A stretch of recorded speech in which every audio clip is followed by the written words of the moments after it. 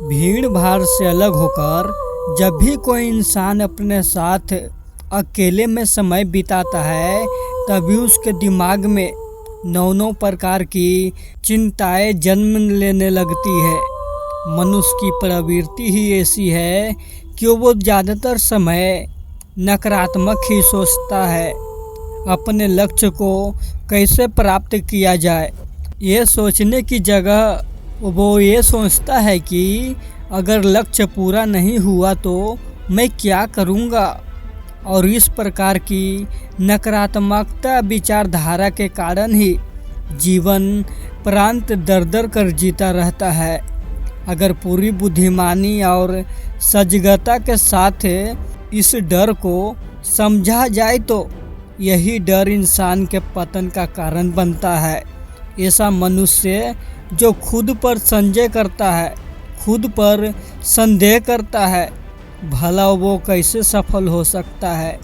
लेकिन बुद्धिमानी से अगर इस डर को उपयोग किया जाए तो यही डर उसकी सबसे बड़ी ताकत बन सकता है। काश केवल एक बार उसने खुद पर विश्वास किया होता तो उसे मालूम होता कि उसके डर में ही उसकी ताकत का रहस्य छुपा हुआ है। ये कहकर सन्यासी चुप हो गया और चुपचाप अपने कदमों पर ध्यान लगाते हुए जंगली घास पे से आगे बढ़ने लगा। संध्या का समय था। सन्यासी और एक लकड़हारा जंगल में से होकर गांव की तरफ निकल रहे थे। सन्यासी के ये शब्द लकड़हारे को कुछ समझ में नहीं आए।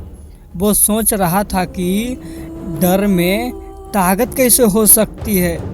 डर तो आदमी को कमज़ोर बनाता है। अपने मन की उत्सुकता को जब वह काबू नहीं कर सका तो उसने सन्यासी से पूछा कि महात्मा, आप ये क्या कह रहे हैं कि डर में ताकत होती है। डर तो आदमी को कमज़ोर बनाता है, उसे तो अपना डर दूर करना चाहिए। करारा अपनी बात पूरी करने वाला ही था, लेकिन उससे पहले ही उसे एक शेर की दहाड़ सुनाई दी। शेर की गर्जन सुनकर लकड़हारे का रोम रोम काँप गया। उसके कान खड़े हो गए। जंगल से आती एक आहट उसे साफ सुनाई दे रही थी। उसके कदम वहीं पर जम गए थे। वो आगे नहीं जा रहा था। उसे पता था कि थोड़ी सी हरकत उसकी जान जोखिम में डाल सकती है। उसका दिल तो तेजी के साथ धड़क रहा था, लेकिन फिर भी वो अपनी सांसों पर काबू पाने का प्रयास कर रहा था। कुछ देर बाद जब खतरा टल गया तो सन्यासी ने कहना शुरू किया। सन्यासी ने कहा कि अभी जब तुम डरे हुए थे तो तुम्हारे शरीर का रोम रोम जाग गया था। जंगल से आ रही छोटी से छोटी आहट पर भी तुम्हारा ध्यान लगा हुआ था। तो इस प्रकार अपने मन के डर के कारण तुम होश में आ पाए, तुम पूरा ध्यान लगा पाए। इससे पहले जब तक तुम्हें शेर की दहाड़ सुनाई नहीं दी थी तब तक तुम अपने विचारों में खोए हुए थे। लेकिन जैसे ही तुम्हें शेर की दहाड़ सुनाई दी वैसे ही तुम्हारे सारे विचार गायब होकर हम वर्तमान में उपस्थित हो गए थे। यदि तुम्हें अभी भी शेर से बचकर भागना होता या फिर उससे लड़ना होता तो तुम्हें अपने शरीर की वो क्षमता देखने को मिलती जो आज तक जीवन में तुमने खुद भी महसूस नहीं की होगी। जब कोई कुत्ता तुम्हारे पीछे दौड़ता है उस समय तुम्हारी जो रफ्तार होती है वो तुम्हारी आम जिंदगी से कहीं ज़्यादा होती है। साधारण जीवन में तुम इतने तेज नहीं दौड़ पाओगे जितना कि एक कुत्ते के सामने दौड़ पाओगे। ये ताकत यह कहे कि हमारे शरीर की क्षमता अभी देखने को मिलती है जब हमारा मन डर में होता है। किसी डरावनी परिस्थिति में हमारा मस्तिष्क और हमारा शरीर अपने उच्चतम श्रेणी में काम करता है।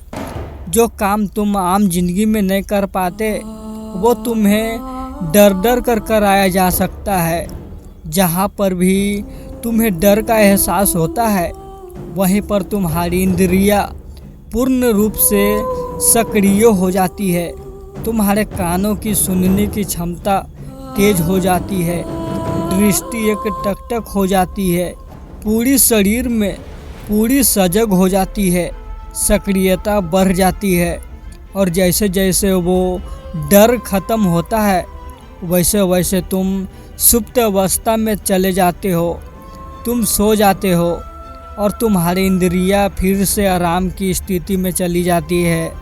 सन्यासी ने लकहारे से कहना जारी रखा कि परीक्षा में एक दिन पहले जो याद करने की तुम्हारी गति होती है वो साधारण याद करने की क्षमता से कहीं तेजी होती है। सिर्फ एक बार याद किया हुआ तुम्हें परीक्षा के समय याद रह जाता है और तुम जानते हो कि ये सब परीक्षा के डर से ही होता है। इसीलिए डर को दूर करने की जगह इंसान को ये सोचना चाहिए कि वो अपने डर को ताकत में कैसे बदलें। जिस प्रकार सुख और दुख, प्रकाश और अंधेरा एक ही सिक्के के दो पहलू होते हैं, उसी प्रकार डर और ताकत भी एक ही सिक्के के दो पहलू होते हैं। जिस प्रकार रोशनी के बिना अंधेरा पूर्ण नहीं होता, सुख के बिना दुख पूर्ण नहीं होता, उसी प्रकार डर के बिना ताकत का भी कोई महत्व नहीं है। लकहारा सन्यासी के ज्ञान से बहुत प्रभावित हुआ, उनके चरणों में नतमस्तक हो गया और उसने पूछा कि महात्मा, अंधेरे को तो दिया जलाकर रोशनी से भरा जा सकता है, लेकिन अपने डर को ताकत में कैसे बदलें? इसके लिए कोई उपाय बताइए। इस पर सन्यासी ने कहा कि डर दो प्रकार के होते हैं। सबसे पहला मानसिक डर और दूसरा शारीरिक डर। सन्यासी ने लकहारे को समझाते हुए कहना शुरू किया कि मान लो तुम्हें जंगल से होकर गुजरना है और अचानक तुम पाते हो कि तुम्हारे मन में शेर का ख्याल आ गया। अभी तक प्रत्यक्ष रूप से शेर तुम्हारे सामने नहीं आया है, न उसकी दहाड़ सुनाई दिया है, मतलब दूर दूर तक कोई अंदेशा नहीं है कि जंगल में शेर मौजूद है, लेकिन शेर का ख्याल आने से तुम्हारे मन में एक डर पनप गया। अब तुम्हारा उठने वाला एक एक कदम उसी डर से अभिभूत होगा। हर समय तुम्हारे मन में यही ख्याल चलेगा कि कहीं शेर ना आ जाए। ये शेर वर्तमान में तुम्हारे सामने नहीं है, यही तुम्हारे बहुविच्छयक की कल्पना है। इसी प्रकार जो मनुष्य अतीत और भविष्य की चिंताएं में डूबा रहता है वो मानसिक डर का शिकार होता चला जाता है। इसी विडंबना के कारण वो अपने जीवन में जितने भी निर्णय लेता है वो सारे मानसिक डर से ग्रसित होते हैं। इसीलिए ज़्यादातर मनुष्य पूर्ण रूप से अपने निर्णय पर भरोसा नहीं कर पाते हैं और यही निर्णय या फिर फैसले जो आधे मन से लिए जाते हैं मनुष्य के कार्य को पूरा नहीं होने देते। लेकिन ये भी सत्य है कि मानसिक डर के कारण ही इंसान अपनी तैयारी पूरी करता है। अगर तुम्हारे मन में शेर का ख्याल नहीं आएगा तो तुम शेर से सुरक्षा के लिए कोई भी कदम नहीं उठाओगे, लेकिन अगर तुम्हें शेर का ख्याल आ गया तो तुम उससे सुरक्षा के लिए कोई न कोई तरीका ज़रूर अपनाओगे। तो इसीलिए मानसिक डर बेकार नहीं होता है, वो आपकी सुरक्षा को और ज़्यादा मजबूत भी करता है। लेकिन समस्या तब शुरू होती है जब आप चाहकर भी कुछ नहीं कर सकते, लेकिन उसके बावजूद आप मानसिक डर झेल रहे होते हैं। उदाहरण के लिए कुछ मनुष्य हमेशा ये सोचते रहते हैं कि उन्हें कोई बीमारी न हो जाए, कहीं उनके साथ कोई दुर्घटना घट न जाए, कहीं उनके साथ कोई धोखा न कर दे। लेकिन इन सब घटनाओं पर उनका कोई जोर नहीं होता है, ये उनके साथ में नहीं होता है। अगर दुर्घटना होनी होगी तो होगी ही, अगर बीमारी होनी होगी तो होगी ही। अच्छा खान पान और अच्छी दिनचर्या का पालन करने के बाद भी अगर कोई मनुष्य बीमार हो जाता है तो ये उसके नियंत्रण के पारे की बात है। अपनी तरफ से उसने पूरी कोशिश की और यही उसका कर्तव्य था। उसमें कोई कुछ क्या कर सकता है। जो घटनाएं इंसान की पहुंच के पारे होती है वो उनसे भी परेशान होता रहता है, उनसे भी उसका मन घबराता रहता है और यही मानसिक डर उसके पतन का कारण बनता है। और यही मानसिक डर अगर सही तरीके से इस्तेमाल किया जाए तो मनुष्य समझदार और अनुभवी कहलाएगा। जो इंसान ये सोचता है कि कांटे सिर्फ दर्द देने के लिए ही बने हैं, वो ये भूल जाता है कि कांटे ही फूलों की रक्षा करते हैं। इसी प्रकार एक ज्ञानी मनुष्य किसी भी चीज़ का उपयोग अपने सकारात्मक तरीके से कर सकता है, लेकिन एक अज्ञानी मनुष्य अपनी अज्ञानतावश उन चीज़ों को भी छोड़ देता है जो उसके लिए उपयोगी होती है। विवेकशील मनुष्य फेंके गए पत्थरों का भी महल खड़ा कर लेता है, लेकिन एक अज्ञानिक मनुष्य उन पत्थरों को दूसरों पर फेंकता रहता है। अगर किसी मनुष्य को अपने मानसिक डर को ताकत में बदलना है तो उसके कुछ नियम है, कुछ उपाय है। सबसे पहला उपाय अपने विचारों का निरीक्षण। अगर हम अपने जीवन में अपने विचारों का निरीक्षण करेंगे तो हम पाएंगे कि ज़्यादातर विचार हमारे काल्पनिक होते हैं और इसीलिए जो डर उन विचारों के कारण पनपता है वो भी काल्पनिक होती है। ज़्यादा सोचने वाले लोगों को जब सोचने के लिए कुछ नहीं मिलता तो वो निरर्थक बातों के बारे में सोचने लगते हैं और वो बेकार के विचार उसे तो परेशान करते ही हैं, साथ के साथ उसके परिजनों को, उसके संगे संबंधियों को भी परेशान करते हैं। इसीलिए ज़्यादा सोचने वाले लोगों को यह समझना चाहिए कि मन में उठ रहे तमाम विचारों में से काम के विचार कौन से हैं और बेकार के विचार कौन से हैं। जो निरर्थक विचार हो उन्हें दूर करते जाओ और जो सार्थक विचार हो उनको गहराई से सोचना शुरू करो। तभी तुम्हारी समस्याओं के, तुम्हारी उलझनों के उपाय निकलेंगे। मानसिक डर को दूर करने का दूसरा उपाय है उसका सामना करना। इसका मतलब यह नहीं है कि तुम शेर के सामने जाकर खड़े हो जाओ, बल्कि इसका मतलब यह है कि पूर्ण सुरक्षा के साथ तुम जंगल में जा रहे हो। यदि जंगल में जाना बहुत आवश्यक है तो तुम शेर के डर से अपने घर पर नहीं बैठ सकते हो।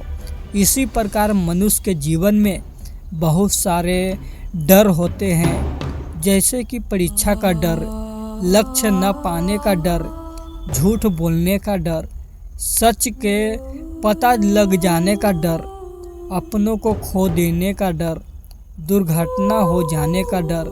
लेकिन जैसे जैसे समय के साथ इन डरों का सामना किया जाता है वैसे वैसे ये डर जीवन से दूर होते चले जाते हैं। अगर तुम इससे बचने का प्रयास करते हो तो ये जीवन भर तुम्हें सताते रहेंगे। ये तभी दूर हो सकते हैं जब तुम इसका सामना करो। कुछ लोगों को तो दूसरों के सामने खुलकर बात करने में भी डर लगता है। ऐसे लोगों को अनजान लोगों से बात करनी चाहिए। जितना ही वो लोगों से बात करेंगे उतना ही उनके मन का डर दूर होता जाएगा। मानसिक डर को ताकत में बदलने का तीसरा उपाय है अपने डर को स्वीकार करना। बहुत से लोग अपने जीवन में अपने डर को स्वीकार ही नहीं कर पाते हैं। अगर आप उनसे पूछोगे कि उन्हें किस चीज़ से डर लगता है तो वो साफ साफ इनकार कर देंगे कि उन्हें किसी चीज़ से कोई डर नहीं लगता है। लेकिन दूसरों की नज़रों में ऊंचा उठने के लिए ये झूठ उन्हें बहुत महंगा पड़ता है। अगर वो अपने डर को स्वीकार करना नहीं सीखेंगे तो वो जीवन पर्यंत उस डर से मुक्त नहीं हो पाएंगे। इसीलिए समझदारी इसी में है कि अपने डर को स्वीकार कर लिया जाए। अगर आपको किसी चीज़ से डर लगता है तो किसी से शर्माने की या झिझकने की ज़रूरत नहीं है। हर मनुष्य को, हर इंसान को किसी न किसी चीज़ से डर लगता ही है। और आप पाएंगे कि जैसे ही आप अपने डर को स्वीकार करते हैं वैसे ही आपका डर ख़त्म होना शुरू हो जाता है। और जितना ही आप अपने डर को छुपाने की कोशिश करेंगे आपका डर उतना ही मजबूत होता चला जाता है। ये सारे तरीके तुम्हारे मानसिक डर को दूर कर सकता है, लेकिन शारीरिक डर को दूर करने के लिए तुम्हें दूसरे तरीके अपनाने होंगे। सबसे पहले ये समझो कि शारीरिक डर कौन सा होता है। मान लो तुम किसी जंगल से गुजर रहे हो और अचानक तुम्हारे सामने शेर आ जाता है। तुमने पहले नहीं सोचा था कि शेर तुम्हारे सामने आ सकता है, लेकिन जब वो तुम्हारे सामने आता है तो तुम्हारी सारी शारीरिक गतिविधि यह शिथिल हो जाती है। तुम्हारी सांसें अटक जाती है, मस्तिष्क काम करना बंद कर देता है और तुम्हारा दिल तेजी के साथ धड़कने लगता है। तो इसीलिए जब बिन सोचे बात हमारे साथ घटित होती है तो हमारा शरीर उस डर को महसूस कर पाता है और वही शारीरिक डर कहलाता है। ऐसे समय में शारीरिक डर को दूर करने का कुछ उपाय है, कुछ तरीके हैं। सबसे पहले उपाय तो यही है कि अपने ऊपर संयम रखें। जब किसी मनुष्य के साथ बिना सोची बात घटती है तो सबसे पहले उसका संयम टूट जाता है और संयम टूटने के साथ उसका मस्तिष्क काम करना बंद कर देता है और इसी वजह से सोचने और समझने की प्रक्रिया भी रुक जाती है, क्योंकि हमारा शरीर उसी प्रकार कार्य करेगा जिस प्रकार हमारा मस्तिष्क उसे निर्देश देगा। अगर मस्तिष्क की सोचने समझने की शक्ति खत्म हो गई हो तो हमारा शरीर भी शिथिल हो जाता है। तो इसीलिए अगर कठिन समय में मनुष्य अपने ऊपर संयम रखता है तो उसका मस्तिष्क सही तरीके से काम करता है और वो सही निर्णय लेकर उस परिस्थिति से तत्काल बाहर आ सकता है। यहाँ पर दूसरा उपाय समझने का ये है कि जीवन में कुछ भी घटित हो सकता है। जीवन बड़ा चमत्कारिक होता है, वो हमारी सोच के अनुरूप नहीं चलता, बल्कि उसमें कुछ भी हो सकता है और यही जीवन की खूबसूरती होती है। अगर आपको आज ही पता लगा कि आने वाले 10 साल तक अब क्या कर पाएंगे तो आपकी जीवन में से रुचि खत्म हो जाएगी। लेकिन अगर जीवन एक रहस्यमय किताब की तरह बना रहेगा तो आप अपने जीवन से कभी नहीं थकेंगे। आपका जीवन आपको आश्चर्यचकित करता रहेगा। इसलिए यह समझो कि जीवन में कुछ भी घटित हो सकता है, तुम्हारे सोच से परे भी घटित हो सकता है। इसीलिए कुछ अनुमान मत लगा लेना। इसी सोच को लेकर सन्यासी ने अपनी बात खत्म करते हुए कहा कि इन तरीकों से तुम अपने डर और मानसिक और शारीरिक डर को दूर कर सकते हो और आनंद से भरा हुआ जीवन जी सकते हो। तो दोस्तों, आपको ये कहानी कैसी लगी कमेंट सेक्शन में कमेंट करके ज़रूर बताना।